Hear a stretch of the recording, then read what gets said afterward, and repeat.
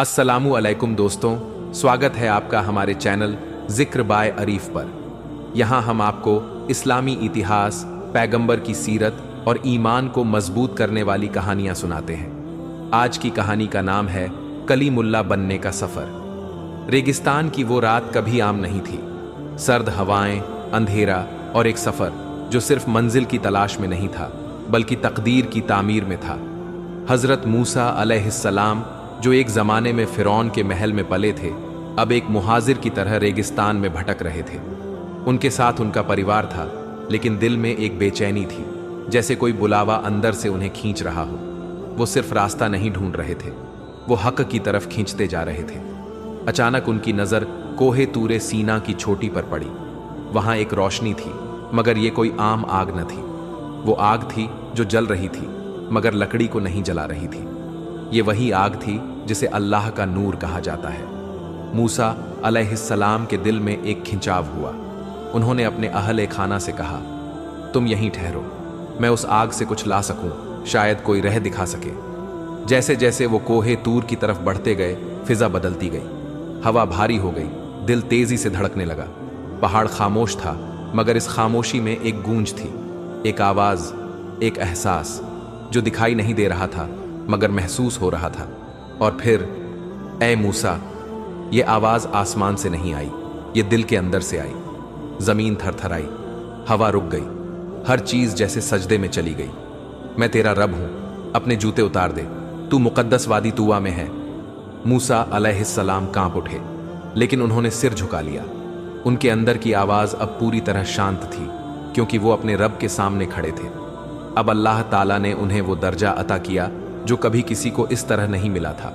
उन्हें अपना कलाम सुनाया, और फिर उनके हाथ में मौजूद लाठी को अजगर में बदला, हाथ को नूरानी किया और यहीं पर पैगाम दिया, फिरौन के पास जाओ।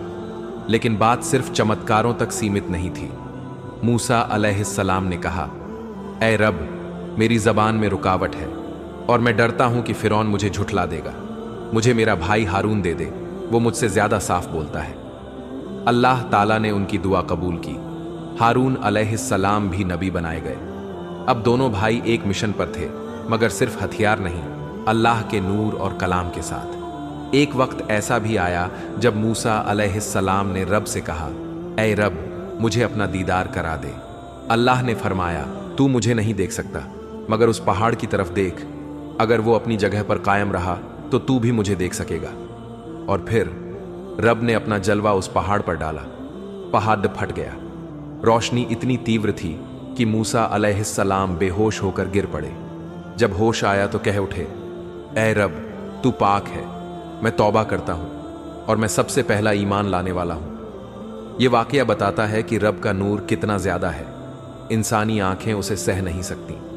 कोहे तूरे सीना आज भी खड़ा है, गवाह बनकर, जहां एक इंसान ने अपने रब से बात की, जहां कलाम ए इलाही ने वजूद लिया, जहां नबी को नबूवत मिली और इंसान को उम्मीद। हजरत मूसा अलैहिस्सलाम को सिर्फ नबी नहीं, कलीमुल्लाह कहा गया, वो जिसने रब से बात की। इस कहानी में थ्रिल है, मगर उससे भी बड़ा है सबक। जब इंसान खुदा की तरफ बढ़ता है तो रास्ते मुश्किल होते हैं, मगर नूर से भरे होते हैं। जब इरादा सच्चा हो तो रब खुद बुला लेता है, और जब एक बंदा कहे, मैं सुन रहा हूं ऐ रब, तो जवाब आता है, मैं बोल रहा हूं ऐ मेरे बंदे। तो दोस्तों, कैसी लगी आपको ये आज की कहानी? अगर आपको ये कहानी पसंद आई हो तो जिक्र बाय आरिफ को सब्सक्राइब करें, और ऐसी और भी रहस्यमयी इस्लामी कहानियों के लिए हमारे साथ जुड़े रहे और अपने दोस्तों और फैमिली मेंबर्स के साथ शेयर करें। चलिए, अस्सलामु अलैकुम व रहमतुल्लाहि बरकातहू।